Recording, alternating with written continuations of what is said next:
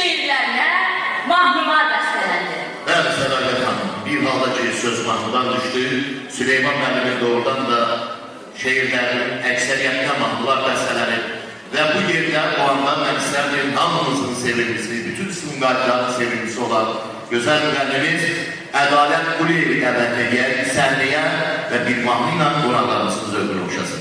Buyurun. Alqışlarınızla Ədalət Quliyev.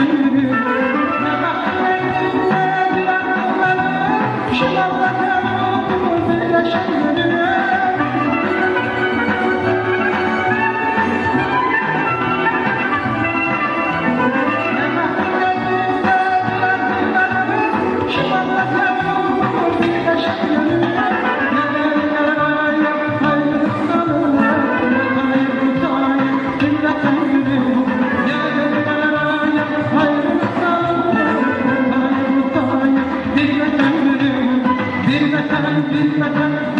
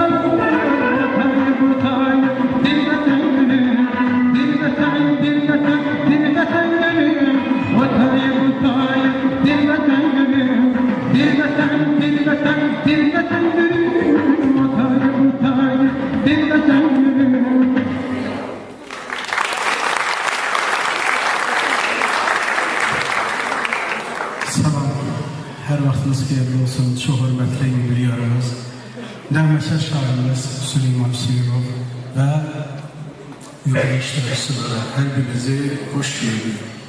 Mən qeyd edim ki, 1996-cı ildə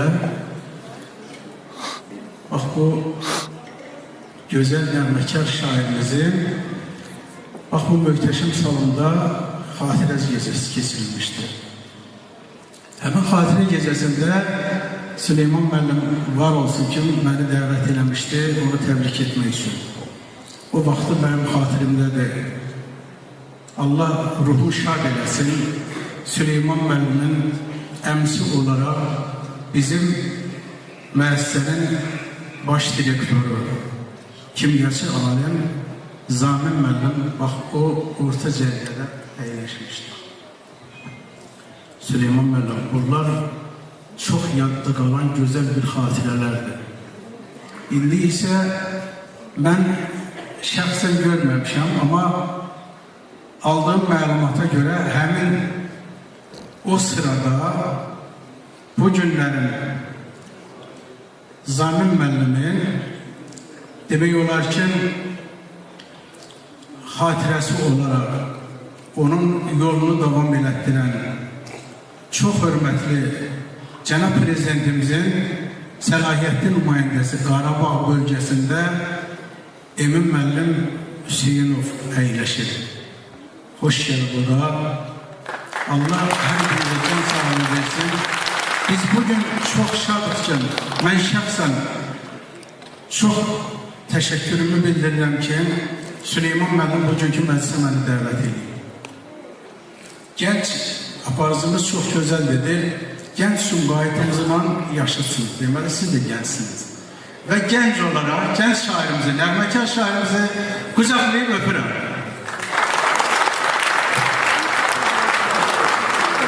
Təbrik edirəm.